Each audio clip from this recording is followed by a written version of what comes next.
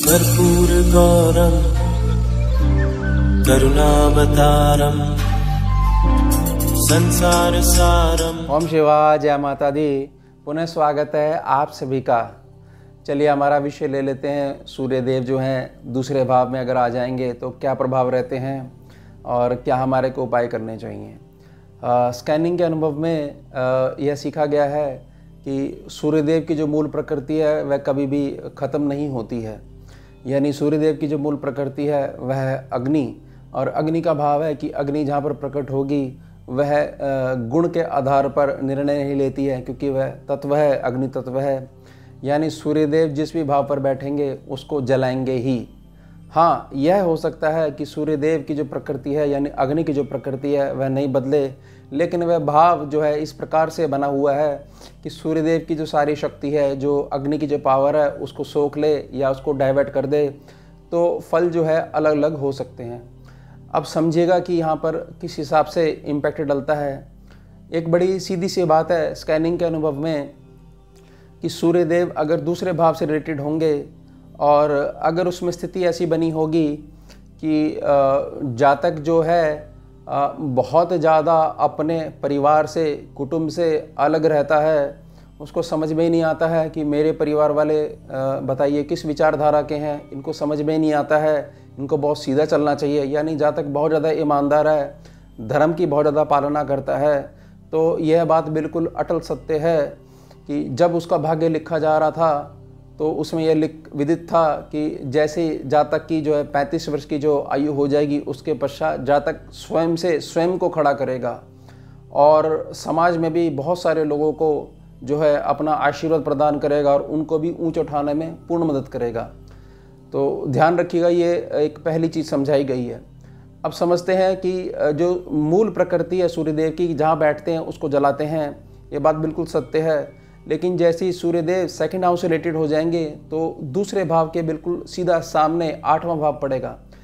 अब दूसरे भाव को अगर वो जला देते हैं तो बहुत सारे फल नष्ट हो जाएंगे, और यह समझिएगा बहुत सारे फल नष्ट होने में जातक पूर्ण कुटुंब में, पूर्ण परिवार में अकेला हो जाएगा अपनी निजी विचारधारा के आधार पर। यह भी संभव है कि किसी प्रकार से जातक रहेगा तो परिवार में, लेकिन मानसिक रूप से उसको यही लगेगा कि मैं तो अकेला ही हूँ और अकेला ही मुझे चलना पड़ेगा। लेकिन स्थिति कम से कम जो है 35 वर्ष तक बनी ही रहेगी। अब जातक की जो निजी कुंडली है उसमें स्थितियाँ और तरीके से प्रभावित हो रखी हैं, क्योंकि यहाँ पर केवल एक ही ग्रह लिया गया है, ना यहाँ तो राशि के बारे में बताया गया है, ना कोई डिग्री के बारे में बताया गया है। तो निजी कुंडलियों के जो अन्य प्रभाव हैं वो भी जो है कुछ तरीके से जो फल है उसको प्रभावित कर सकते हैं। तो जहाँ से सूरज निकल रहे हैं और जहाँ पर देख रहे हैं तो वहाँ पर उनका प्रकाश जाएगा ही जाएगा। तो जब पहले से सिद्ध है कि जातक की विचारधारा बहुत ज़्यादा अलग है और जो उसकी प्रोग्रेस है वो थोड़ी सी अधिक आयु में जाकर ही प्रारंभ होनी शुरू हो जाएगी, यानी 35 वर्ष तक उसकी स्ट्रगल होनी ही होनी है। इस बात को किसी भी रूप में काटा नहीं जा सकता है। अब जहाँ पर वो देख रहे हैं वह भाव है आपका बहुत तेज़ी से प्रोग्रेस करने वाला, लेकिन एक प्रकार से जो बढ़ती आयु में प्रोग्रेस देने वाला। तो जैसे ही आप ये समझिएगा कि जहाँ पर वो देख रहे हैं वहाँ पर प्रकाश आना शुरू हो जाएगा, यानी ये निश्चित हो जाएगा कि 35 वर्ष की जो आयु है वहाँ तक स्ट्रगल होगा ही होगा। अब हमारे को यह समझना है कि जो अष्टम भाव है वह सीधे तौर पर कारक गणना के हिसाब से शनि से रिलेटेड हो जाता है। तो सूर्यदेव जिनके सेकंड हाउस से रिलेटेड हैं उनको केवल और केवल 2 प्लैनेट मजबूत करने हैं। सूर्यदेव पे बिल्कुल भी कार्य नहीं करना है, क्योंकि उनका जो फल है प्रकाश देने का उसको बदला नहीं जा सकता है, या जो अग्नि तत्व का जो प्रभाव है उसको बदला नहीं जा सकता है। अब जहाँ पर वो प्रकाश डाल रहे हैं वहाँ से रिलेटेड 2 प्लैनेट्स हैं, एक तो है आपका केतु और दूसरा है आपके शनिदेव। अब शनिदेव कैसे? शनिदेव ऐसे कि जातक के पास अगर निजी कुंडली में भी सेकंड हाउस में सूर्यदेव बैठे हुए हैं और बहुत अच्छे बैठे हुए हैं, और जैसे मैंने प्रार्थना करी है अकेले बैठे रहने के लिए और परिवार से थोड़ा सा पृथक है मानसिक रूप से, तो जातक को किसी न किसी रूप में कोई ना कोई भक्ति मार्ग, पूजा पाठ अपने नित्य दिनचर्या में शामिल अवश्य करना है, क्योंकि इसी से शनि जो है बहुत ज़्यादा मजबूत होंगे, अष्टम भाव बहुत ज़्यादा मजबूत होगा और यहाँ पर केतु को भी ऊर्जा जानी शुरू हो जाएगी। अब ऐसा जातक जो है यह आप लिख के रख लीजिए कि किसी न किसी रूप में समाज में नेम और फेम कमाएगा ही कमाएगा।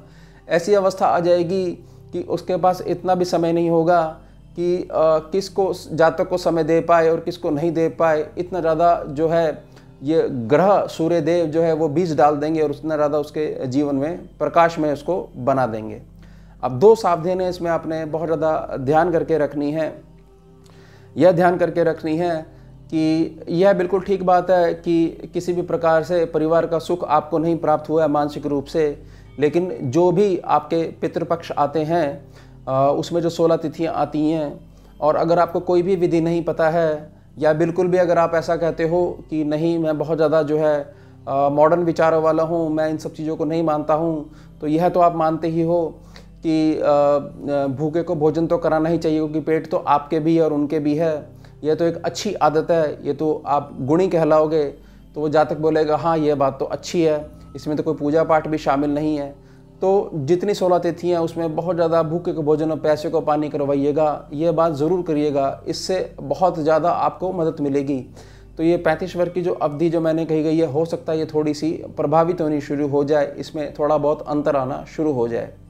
बाकी जब तक आपकी निजी कुंडली की स्कैनिंग पैनल पे नहीं डलेगी तब तक कोई भी पॉसिबल रिजल्ट्स जो है वो स्पष्टता से नहीं कहा जा सकता है। अब दूसरी बात है, एक आदत आपके अंदर बिल्कुल भी नहीं होनी चाहिए, क्योंकि जो समाज का नेतृत्व करता है उसके अंदर कुछ गुण होने ही चाहिए। किसी भी रूप में कोई भी आपको कुछ भी कह दे तो आपने बहुत तेज़ी से गुस्से में उसको जवाब नहीं देना है।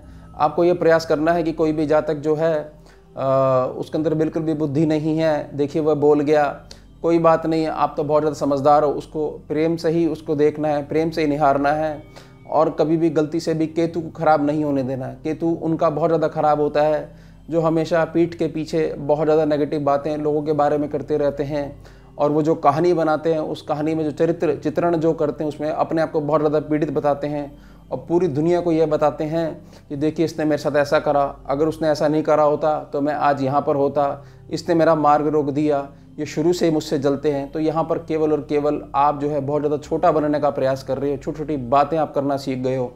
और सूर्यदेव यहाँ पर आपको यह कह रहे हैं कि जैसे जैसे आपका जीवन का एक्सपीरियंस मजबूत होता जाएगा, मैं आपको नेम और फेम प्रदान करूँगा ही करूँगा, क्योंकि यह जो नेम और फेम है ये आपके 8वें सेक्शन से निकल के आएगा, और 8वां सेक्शन बहुत ज़्यादा गुप्त बना रहता है, बहुत ज़्यादा रहस्यमय विद्याओं का कारक है। बहुत सारी चीज़ें प्रारब्ध के अनुसार, जैसे ही 35 से 40 वर्ष के बीच में जो साल आपके व्यतीत होंगे, ये 5 से 6 वर्ष, उसमें बहुत ज़्यादा पुण्य जो कर्म आपने पिछली बर्थ साइकिल में करा ये बाहर निकल के आने लग जाएगा। अब यहाँ के कुछ नेगेटिव प्रभाव समझ लीजिए। 2nd हाउस के जो सूर्यदेव हैं ये पिता से बहुत ज़्यादा दूरी बनवा देते हैं। तो इस बात का ध्यान रखिएगा कि जिनके पिता के साथ बहुत ज़्यादा मनमुटाव रहता है, या जिनके पिता दुर्भाग्यवश शरीर से नहीं है, तो भी आप ये बात याद रखिएगा कि अगर पिता ही नहीं होते तो ये शरीर ही आपके पास नहीं होता।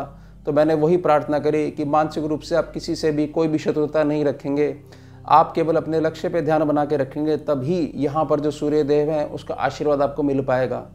और ये प्रार्थना रहेगी कि कुंडली पे स्कैनिंग में जितने भी पैनल पे आज तक हमने कुंडलियाँ डाली हैं उसमें 2nd हाउस में अगर सूर्य बैठे हुए हैं और जैसे जैसे प्रार्थना जातक के साथ करी गई है, तो उसमें हर बार जो पॉसिबल रिजल्ट्स है किसी ना किसी रूप में जातक नेम और फेम हासिल करता ही करता है।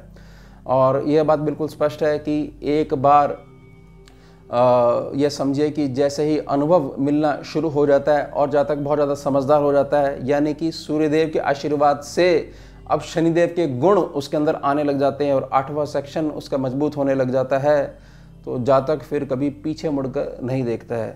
तो प्रार्थना रहेगी, इस बात को ध्यान रखिएगा कि सूर्यदेव यहाँ पर बहुत ज़्यादा इम्पोर्टेंट हैं। बेशक उन्होंने जो उस स्थान को बर्न करा है तो वह केवल और केवल तभी बर्न कर पाए हैं क्योंकि आपका प्रारब्ध भी ऐसा था कि आप उसी कुल में पैदा हुए हैं और उसी बर्थ साइकिल में आप आ पाए हो, यानी कि वो जो टाइम जोन था उसी में आपका जन्म हुआ है। तो आपको सबसे पहले स्वयं को अपनाना आना चाहिए। अगर आप स्वयं को स्वयं से अपना लोगे तो बहुत सारी चीज़ें जो आप फेस करते हो, जिनका 2nd हाउस का सूर्य है, 2nd हाउस से सूर्यदेव रिलेटेड हैं, तो उनमें बहुत ज़्यादा सुधार आने लग जाएगा।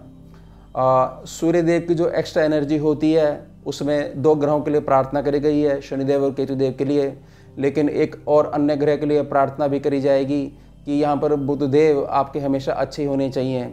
बुध देव एक ऐसे ग्रह हैं जो रबड़ की तरह काम करते हैं, वो एक्स्ट्रा एनर्जी को स्पंज की तरह जो है एब्जॉर्ब कर लेते हैं।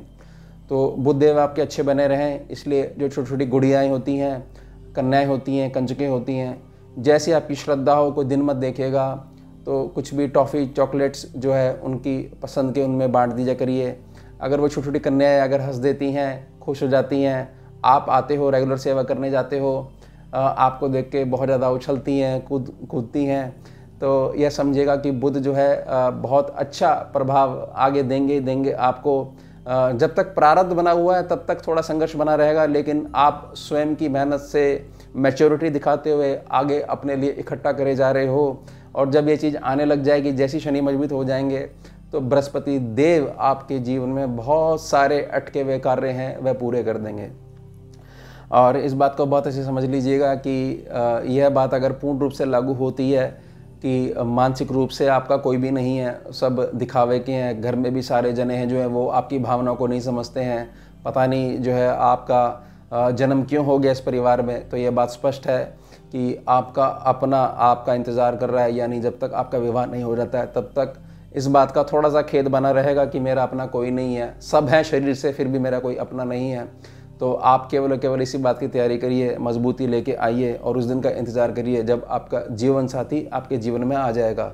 जैसे ही वो आ जाएगा आपके जीवन में, जैसे ही उसके पैर पड़ेंगे आपके घर के अंदर, तो आपका जीवन पूर्णतः बदल जाएगा। तो अब आपकी ये कंप्लेंट कि मेरा अपना कोई नहीं है, तब आपका अपना हो जाएगा, आगे आपके बच्चे भी हो जाएंगे, तो एक निजी प्रत्यक्ष परिवार का सुख आपको प्राप्त होगा। तो प्रार्थना रहेगी कि जिनके जीवन में संघर्ष है तो 35 वर्ष की आयु तक थोड़ा सा इंतजार करना है, तब तक आपने भविष्य के लिए अपने आप को तैयार करना है। एक बार यहाँ पॉजिटिव आशीर्वाद आपके साथ चलना प्रारंभ हो जाएगा तो फिर पीछे मुड़ के आजीवन कभी नहीं देखोगे, और एक समाज को नेतृत्व प्रदान करते हुए ही आप अपना शरीर त्यागोगे। ध्यान रखिएगा इस बात का। अब मिलते हैं आपसे अगले भाग में नए विषय के साथ। जुड़िए और जोड़िए। ओम शिवा जय मां। भुजगेन्द्रहारम् कर्पूरगौरं करुणावतारम्